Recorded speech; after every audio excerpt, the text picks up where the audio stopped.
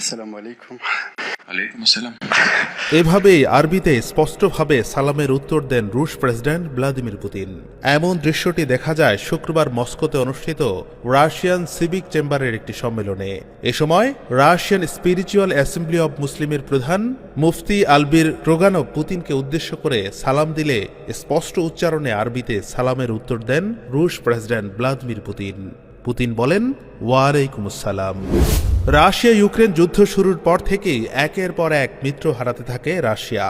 এই সময় অর্থনৈতিক অবরোধ ও কূটনৈতিক বিচ্ছিন্নতা রাশিয়াকে বাধ্য করে নতুন মিত্র তৈরি করতে। আর এক্ষেত্রে রাশিয়া একে একে পাশে পায় পশ্চিমা বিরোধী শক্তিগুলোকে, যার মধ্যে গোটা বিশ্বের মুসলিম সম্প্রদায় অন্যতম। যার জন্য পুতিন মধ্যপ্রাচ্যের দিকে ঝুঁকে পড়েন, এমনকি নিজেকে মুসলিমদের আস্থাভাজন এবং প্রিয় ব্যক্তি হিসেবেও উপস্থাপন করেন বিভিন্ন সময়। মুসলমানদের সাথে সখ্যতা বাড়াতে চেষ্টার কোনো ত্রুটি রাখছেন না রুশ প্রেসিডেন্ট ভ্লাদিমির পুতিন। মস্কোতে আয়োজিত রাশিয়ান সিভিক চেম্বারের সম্মেলনে অংশ নিয়ে ভ্লাদিমির পুতিন বলেন, রাশিয়াতে কয়েক হাজার মসজিদ রয়েছে, এমনকি দেশটিতে থাকা মসজিদের আধিক্য শুনে প্রায় অবাক হয়ে যান আরব রাষ্ট্রগুলোর প্রতিনিধিরা। এ সময় রাশিয়ায় ৮,০০০ মসজিদ রয়েছে বলে স্মরণ করিয়ে দেন সিভিক চেম্বারের সদস্য মুফতি আলবির ক্রোগানভ। এর আগে ২০১৮ সালে রাশিয়ায় মসজিদের সংখ্যা বৃদ্ধি পাওয়ায় সন্তোষ প্রকাশ করেছিলেন ভ্লাদিমির পুতিন। রাশিয়ার গ্র্যান্ড মুফতি তালাত তাজউদ্দিনের সঙ্গে এক সাক্ষাৎকারে তিনি এই সন্তোষ প্রকাশ করেন। তখন পুতিন বলেছিলেন, ২০০০ সালে এই প্রজাতন্ত্রে মাত্র ১৬টি মসজিদ থাকলেও বর্তমানে সেই সংখ্যা ১২০০-তে উন্নীত হয়েছে। এতে বোঝা যায় এই দেশে ইসলামের প্রসার ঘটছে। আর বর্তমানে এই সংখ্যা কয়েক গুণ বেড়ে রাশিয়াতে মসজিদের সংখ্যা দাঁড়িয়েছে ৮,০০০।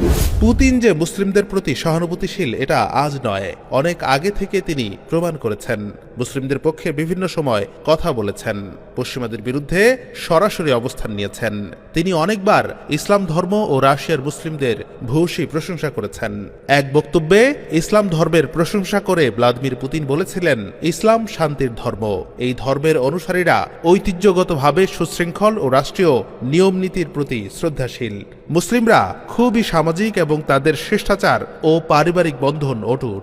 ইউরোপীয় দেশগুলোর মধ্যে বর্তমানে সবচেয়ে বেশি ৩ কোটি মুসলমানের বসবাস রাশিয়ায়। খ্রিস্টান প্রধান দেশটির দ্বিতীয় বৃহত্তম ধর্ম এখন ইসলাম। বলা হচ্ছে, আগামী ১৫ বছরের মধ্যে রাশিয়ায় মুসলিম সংখ্যা হবে ১/৩। পুতিনের সাথে মুসলিমদের আগে থেকে ভালো সম্পর্ক থাকলেও সাম্প্রতিককালে এই সম্পর্কের ব্যাপক উন্নতি ঘটেছে। কিছুদিন আগেও সুইডেনে কোরআন অবমাননার নিন্দা জানিয়ে এটিকে অপরাধ বলে মন্তব্য করেছিলেন রাশিয়ার প্রেসিডেন্ট ভ্লাদিমির পুতিন। স্বায়ত্তশাসিত দাগেস্তান অঞ্চলের একটি প্রাচীন মসজিদ পরিদর্শনকালে তিনি একথা